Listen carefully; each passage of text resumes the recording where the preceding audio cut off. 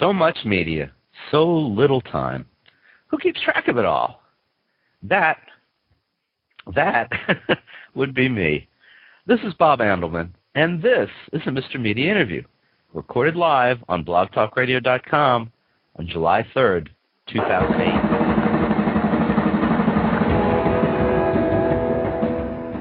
I love great photographs. Above my desk, I have a black and white Florida Everglades print by Clyde Butcher. It never gets old. And when my eyes start glazing over from the computer, I like to switch my gaze to Butcher's photo and see what new things I can glean from it. I suspect I'm the audience that Rick Smolan and his wife and partner, Jennifer Irwit, envision when they create new coffee table photography books, such as their latest, America at Home, a close-up look at how we live. This is the latest high-quality project from the team that also produced A Day in the Life of America and America 24/7. Rick, welcome to Mr. Media. Nice to be here, Bob. How are you?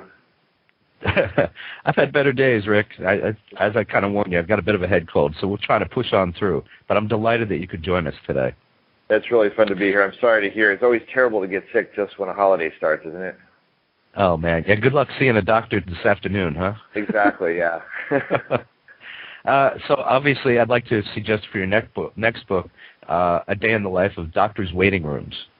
Well, it's actually funny. We did a book a couple of years ago called The Power to Heal. I used to work for Sharing Plow when I was growing up, and one day he said, you should do a day in the life of medicine. And I said, Dad, who wants to look at pictures of sick people? And he said, no. He said, if you looked all over the world at how the human race is learning to heal itself in all these different cultures, you'd be amazed at how different it is from country to country and culture to culture. It turned out to be a very cool book. It was a great idea. But when you're sick, the last thing you want to do is hear about other people who are sick. Well, no, I mean, it's interesting. I was actually in a dermatology office about 2 weeks ago, and the doctor had America at Home, he had America 24/7, and he had A Day in the Life. In just this one, this one office, he had all of them. So, it's the kind of thing that you can relax with in a doctor's office. I don't know if that's a compliment to you or not, but I thought it was interesting that knowing I was going to talk to you that I saw those there. No, actually, it's interesting to me. I used to work for National Geographic and Time magazine as a photographer, and I was always a little bit frustrated because there's this thing in journalism called if it bleeds, it leads, which is, if it's a bomb or an explosion or something tragic or terrible or shocking, the media's all over it. But if it's actually, most of us, if you watch the evening news at night, you would think the world is in much worse shape than it actually is. I'm not saying that there aren't lots of real problems out there, but the media tends to only show you the kind of, sick, weird, horrible, horrendous stuff because it's actually very hard to make interesting everyday life interesting to people. It's a lot more work to actually do a story about something that's upbeat than it is about something that's shocking.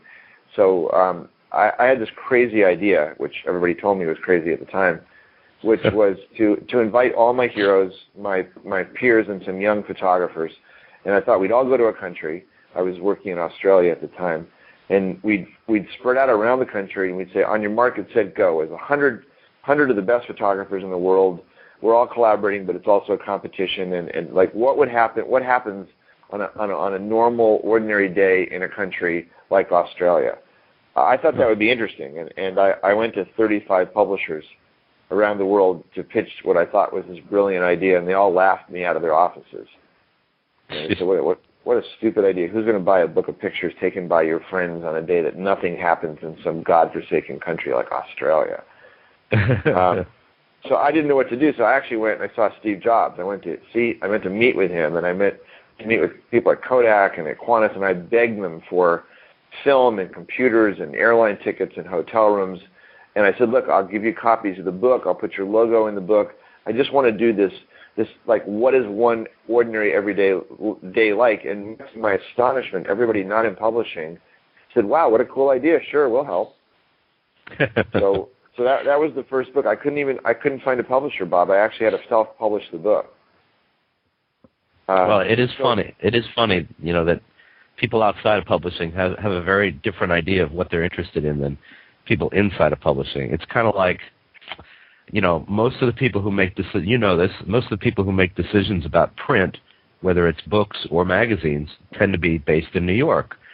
and their range of experience and knowledge is pretty much limited to what happens within the 5 boroughs. Maybe a little bit of Connecticut, maybe a little bit of New York, and maybe if they're feeling gracious, maybe Boston and D.C. might count on a given day. But I mean, anything that happens beyond that area, it just doesn't make any sense to them. Who would be interested in that? What was that? That map of the United States seen by the viewpoint of a New Yorker? Where it was Manhattan, and then everything else was kind of tiny in the background. Exactly. Well, the book that we just released, that my wife Jennifer Irwit and I just released, is kind of interesting. It actually, the concept came from my daughter. She's now 8, but last year she was 7. Funny how that happens. And she went for her first sleepover when we were back in Mill Valley, California, just north of San Francisco, and she was very nervous about it. She'd never spent the night at another kid's house before, even though she obviously went over for play dates all the time. And so she spent like a week figuring out what teddy bear to take and what doll, and if I'm scared, will you come take me home? I said, of course, Phoebe. So she went over there, and no calls during the night. I went to pick her up the next morning, and we're walking back, 3 doors away from our house. And I said, Phoebe, what was the one thing you're going to remember the rest of your life about your first sleepover? And she leaned over to me and she said, Dad, did you know that other people's lives are different than ours? And I said, what do you mean? And she goes, well, Charlotte's mother let us eat Cheerios for dessert at dinner, and they go to bed at 9:30, not 8:30, and Charlotte's dad got under the covers with a flashlight and read us a book, and she was like so astounded people's lives weren't all the same. And I thought to myself, wow, an interesting idea. What if you did one of our kind of day in the life or week in the life books, but looking at the concept of home? Bob, I don't know about you, but I think that most people spend most of their time with other people who are kind of like us. I mean, your friends. Right. It's people your kids go to school together, and you live in the same town. There's a certain homogeneous nature to all of our lives, unless you're a journalist and you're with a different culture every week. So I thought, what if we did a book called America at Home, and we used 100 great photographers, but what if we opened it up to the public? Since everybody, do you have a digital camera yourself? Sure. What a little pocket one or a big SLR kind of camera? No, just a little. It's got it in front of me, as a matter of fact. Just a little Kodak Easy Share. Yeah, so I mean, everybody, almost every single person I know now, and maybe it's just because I am with people like me, but everybody seems to have a digital camera with them, 24 hours a day. And I thought, what if we invited the public to participate as well? So we did this over the course of a week. It's called America at Home. We had tens of thousands of people sending us photographs. We got about 250,000 photographs. And then we got Amy Tan and David Pogue and Matt Groening, who created The Simpsons, and Richard Rodriguez from the Wall Street Journal, all these really interesting writers to also contribute stories, very personal stories about what the concept, what the emotions of home are. The idea of American Home is not architectural digest. It was about ceremonies and rituals and traditions, and do you measure your kids in the basement on the wall? Did your parents... my parents have never painted over that little area in the basement of our house where we were growing up. It's sort of a little relic to our childhood. And you've seen the book.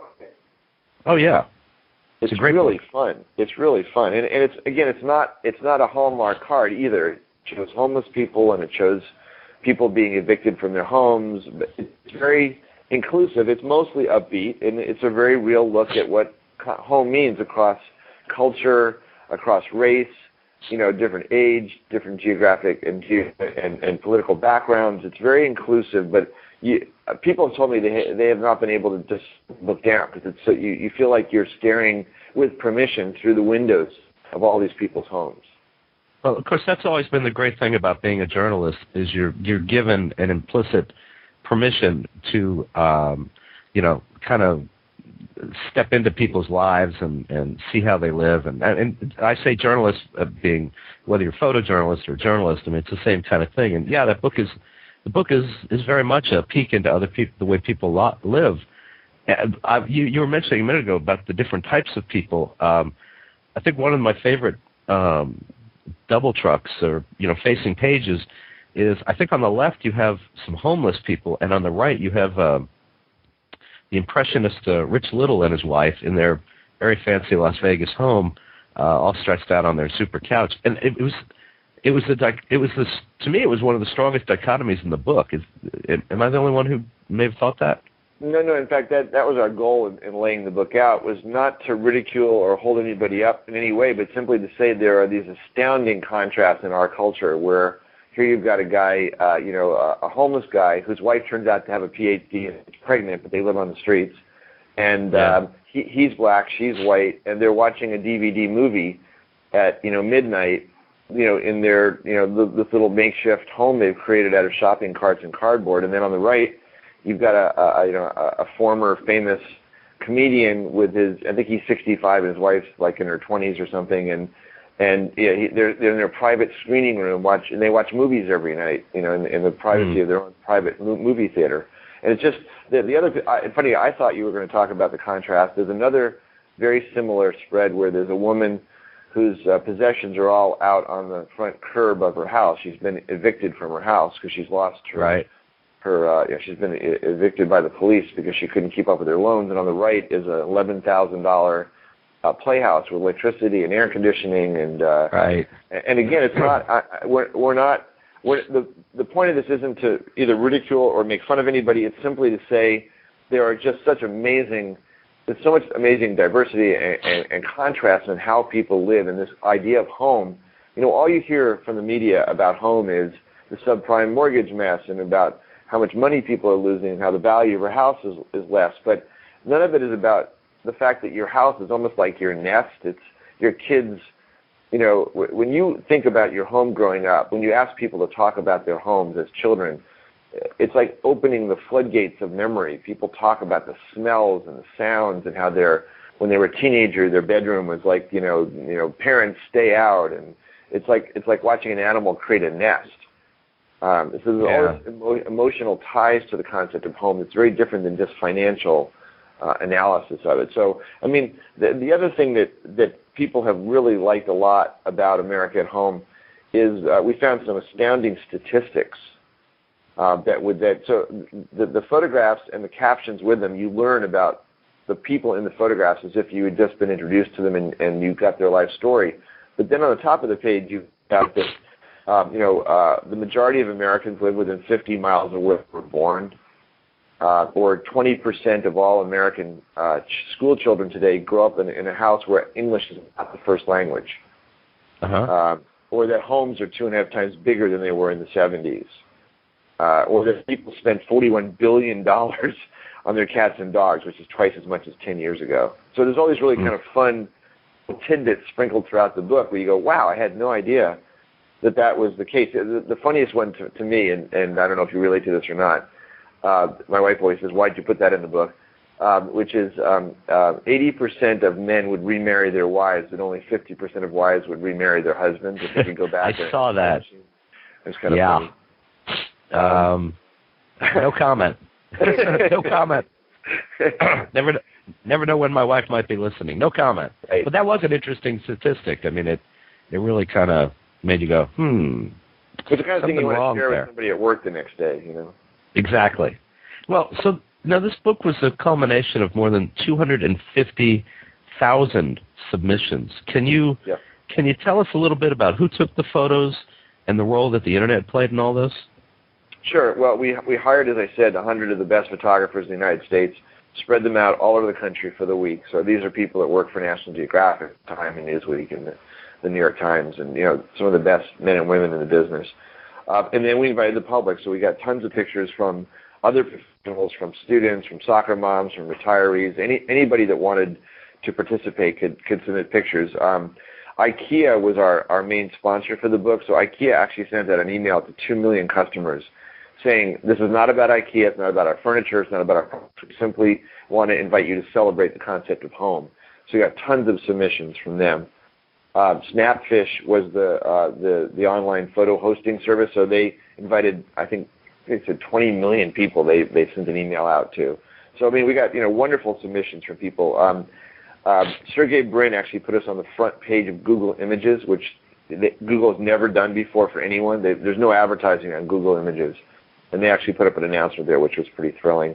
So we got these 250,000 photographs from our professionals and from the amateurs, and then we brought in a team of editors again from leading publications, who spent a good part of 2 weeks looking at all the photographs, and then we would project them on the wall, and we'd all sort of vote at night.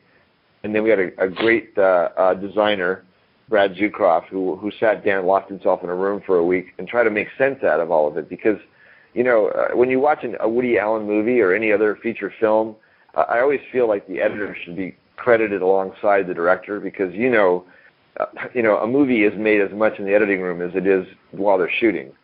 I mean, right. It's the actors, it's the director, but it's definitely the editor. It's the crafting of how you put those pieces together. So I always take my hat off to the designers that we work with on our books. I really think these books are made by the designers. As you were saying before, Bob, it's which two pictures go on a page together, and what's the order of the pictures. You don't want it's not just anecdote, anecdote, anecdote. You need to weave these pictures together into a narrative that keeps you turning the pages, where there's some, each of the chapters, one is like home and companions, and one is home and obsession, people who obsessively collect teddy bears, or right. Little eggs, or everything in their house represents plants. I mean, that section of the book to me is just really interesting, because I'm a little obsessive myself, and I sort of curious to see other people's obsessions. There's one photograph in the book of an old guy about in his 80s who apparently has never cleaned his apartment in 40 years. I was just thinking of that guy, the clutter guy. Yeah, wow. That's me. That's not me in real life, but my wife claims that's me in personality, because I'm incapable of throwing anything out. I know I will need that Wall Street Journal from 7 years ago that's on the pile on the right, about a third of the way down, because someday I will need that article that I circled. And my wife says, if I threw it all out, you would never miss any of it. So this guy's apartment looks like Raiders of the Lost Ark. You remember the very first movie at the end where there's that scene right. where this vast warehouse. That's what my office tends to look like, unfortunately. Well, the guy that you show in the book, I've seen pictures of people who live like that before, and it never ceases to astonish me. I mean, I collect. I've got boxes and boxes of stuff in the garage, and my wife says, you could throw all that stuff out and never miss it. And what I always find funny is, isn't it funny how we marry the opposite of ourselves? I don't know if that's designed. We can drive each other crazy. You would think that like would marry like, but very often like marries opposite. And I don't know that anyone's ever quite figured that out.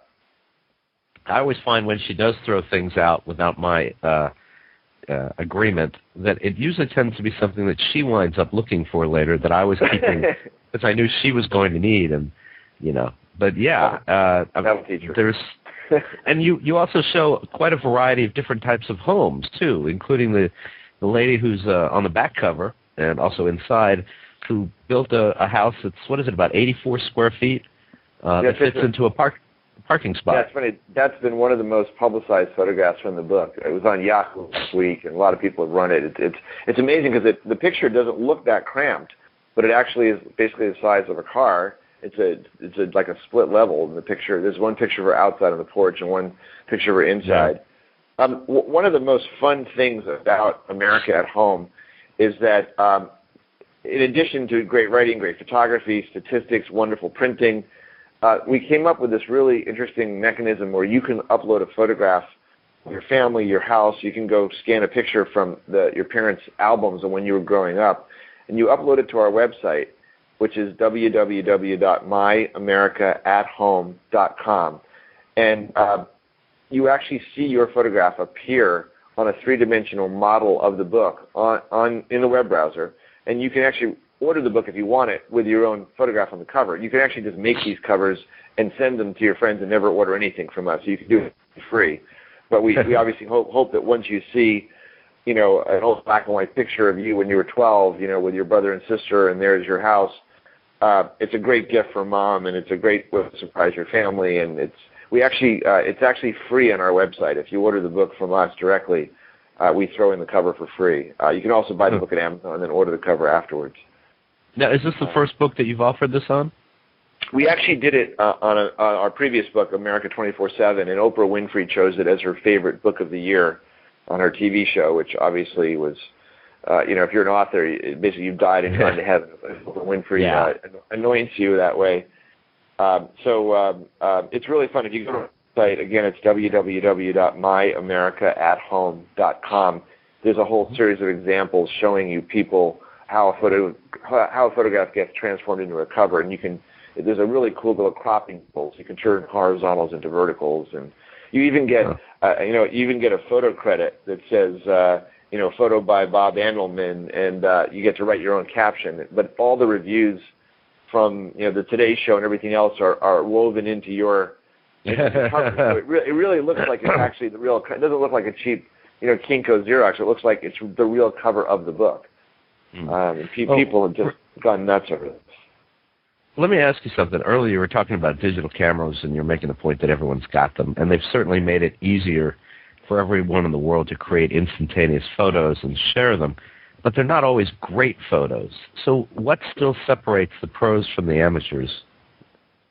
I find the little point and shoots very frustrating because one is a lot of them, when you push the shutter, it seems to take the picture 30 seconds later. I mean, I'm exaggerating, but for me, a quarter of a second delay is too much because by then my kids have left the building. Right. I have a 5-year-old and 8-year-old, and they're just moving all the time. So it's not that the camera can't capture them moving; it's that when I push the shutter, there's this incredibly infuriating delay, which is why I use a pretty high-end. It's a Canon G5. Sorry, 5D. What am I talking about? I've been playing with a Canon G9 recently, which is a little point-and-shoot camera that a lot of my pro friends have been using. I still find it a little too slow. But in terms of your question about how to take better pictures, there's a couple things that I recommend to people. One is take lots of pictures. The nice thing about digital, unlike film, I mean, God, when you think about Kodak's old model, which was having you pay for pictures you didn't want, you'd shoot a roll of film, and maybe, at least in my case, there'd be 2 pictures I wanted on the roll, but I would print the entire roll and then either throw them away or put them in a box. Talk about environmentally, a bad environmental business model. The thing I love about digital is that you can just shoot endlessly. The thing my wife hates about digital is I don't print at all anymore. I mean, I just keep filling terabyte drives full of digital pictures, but she never sees any of them. You too, huh? Yeah, I think this is, again, the wife and husband lament, which is, honey, I'll take the pictures, but you have to edit and print them because I got high off taking the pictures. I don't get high off of printing them. Right. I used to love going to the darkroom. I love that, but now it somehow when it went digital, it didn't convert for me. I'm not that interested in sitting in front of a computer for 8 hours a day. For some reason, in the darkroom, it was really fun. Maybe I'm thinking back to when I was getting started. But in any case, in terms of better pictures, I tell people get close, take lots of pictures, stay with the people you're photographing long enough that they get totally bored to death with you, so they're no longer making faces or even paying any attention to you. The other thing I tell people is turn off the damn flash. The flash built into these cameras totally destroys the mood. I'd rather have a slightly either grainy or noisy photograph or even slightly blurry photograph. It tells me what the room looked like than this overblown, blown out, blue eye, deer in the headlights flash. There's a really cool gadget that has come on the market called the Light Scoop that costs about $15. It clips on top of your SLR, so it's still meant for the slightly high-end, even the Rebel XT, one of those sort of entry-level, DSLRs, digital SLRs. But it bounces the light up off the ceiling. So it basically takes the flash in your camera and bounces it off the ceiling and spreads the light out the way real light looks. So David Pogue gave it rave reviews last year, and that's what I'm recommending to people. For $15, you can take what would have been a blown-out flash picture and have it look really attractive. You have to have a ceiling for it to work. You need a ceiling someplace. It's not going to work outdoors. But it's a good workaround. Rick, how many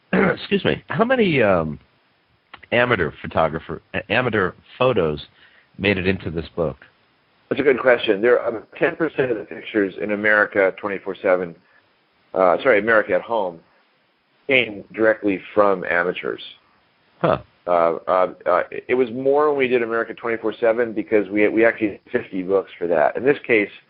A lot of the pictures from the amateurs tended to be their kids having breakfast and asleep, and their dogs and their pets, and it wasn't as varied as we had hoped. But it's amazing to me how good the amateur pictures were. Amazing variety. Amazing quality. These cameras now. Bob, you're asking me. One other tip is if your camera is capable of shooting in what's called RAW, R-A-W, choose RAW from now on if there's a RAW setting. And what that means is until about 3 years ago, these little memory cards were quite expensive. And so you were trying to cram as many pictures as you could onto one card. And so there was something called JPEG, which is actually a compression technique that throws away a lot of the data to give you sort of what the camera thinks you wanted. RAW actually captures all of the data that the sensor in your camera was receiving. And it means that if you're in a room with fluorescent lights, or if you underexposed or overexposed, you can actually fix those pictures to a remarkable degree. And now that memory prices are plummeting, I'm just telling everybody, don't shoot JPEGs anymore. Just shoot RAW. Photoshop Elements, Photoshop, all iPhoto, everything now is supporting RAW. And I would just tell people, turn off the flash and change the setting on your camera to RAW, and buy a 4 or 8 gig memory card. And it's going to make a huge difference the way your photographs look. Wow, very good. There's some free advice for you folks. Excuse me. Have there been any amateurs in this series of books whose work you've seen, more than once, and you've wound up encouraging them or gotten in touch with them and encouraged them to, do more with their photography? Well, the word amateur actually means, lover, and somebody who loves what they're doing. So we found there are quite a few people who are really good photographers, but they don't make their living as photographers. They may call themselves amateurs, but I would consider them totally professional. If they quit their job, they actually could make a living as a photographer. Although, actually, to be honest, a lot of my professional friends who are professional photographers are having trouble making a living as a photographer these days because the market has been knocked out from under everybody. These iStock photo where you can buy pictures for $1. Right. Pictures may not be that great, but when you can do that, there's a lot of people who are now buying, kind of junky pictures, or maybe not so junky pictures, that some people are just happy to be published and they're willing to get $1 for their photographs. It's getting. I can't believe some of my friends who are incredibly good photographers who are really struggling right now.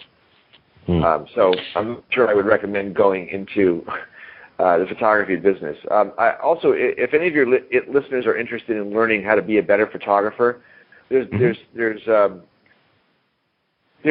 workshops that I have gone to myself, both as an instructor and also as a student, because I always feel like I have a lot to learn. Actually, there's 3.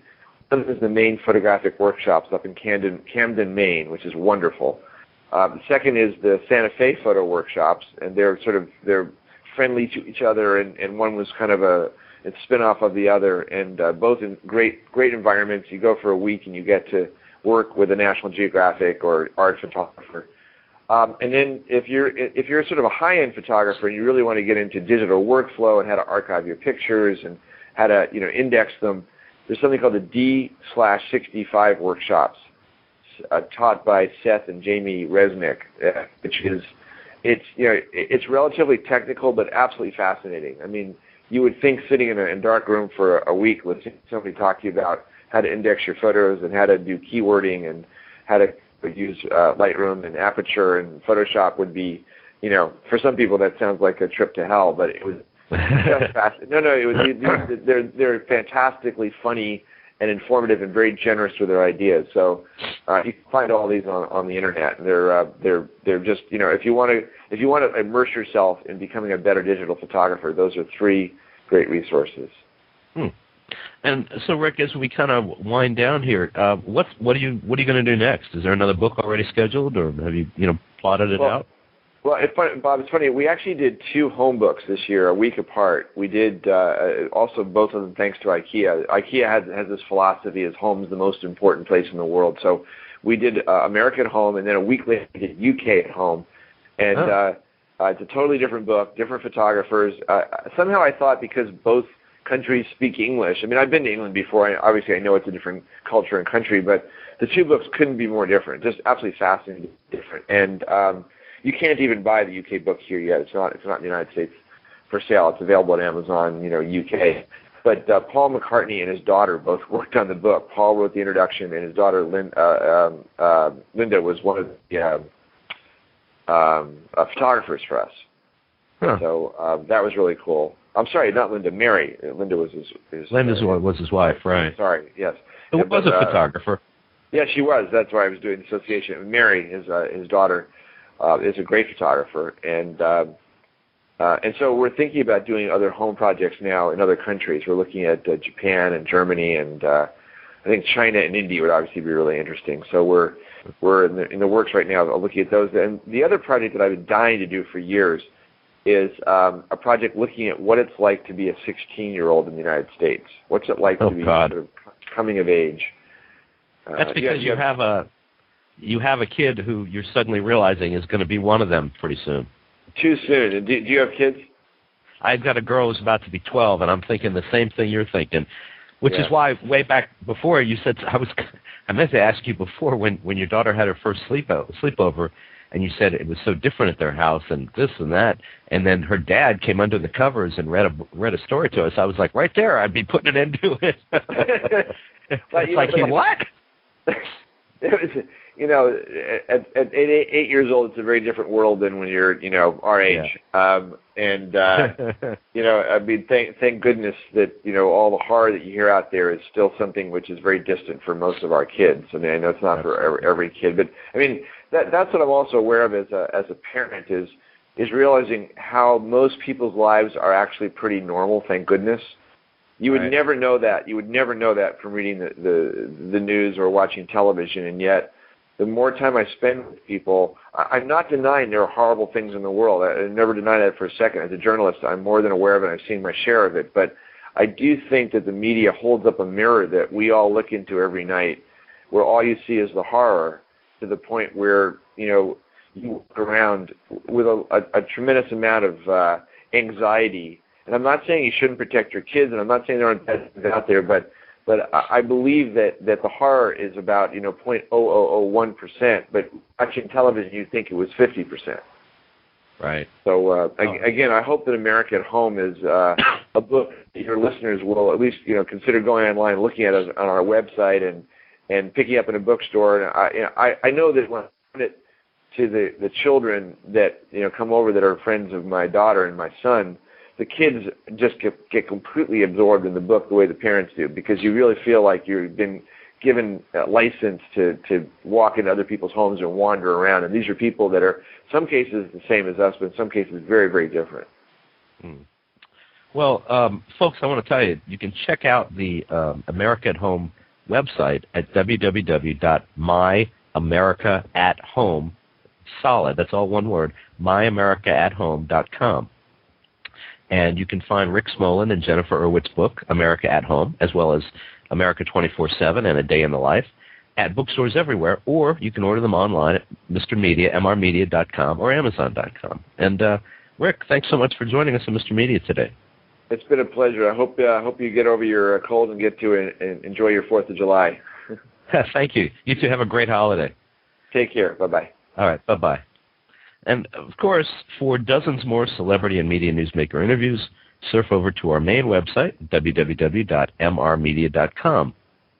That's where you can listen to my earlier conversations with the stars, writers, and producers of Curb Your Enthusiasm, Army Wives, 24, Big Bang Theory, Pearls Before Swine, Tell Me You Love Me, The Dark Knight, Will Eisner's The Spirit, and many others.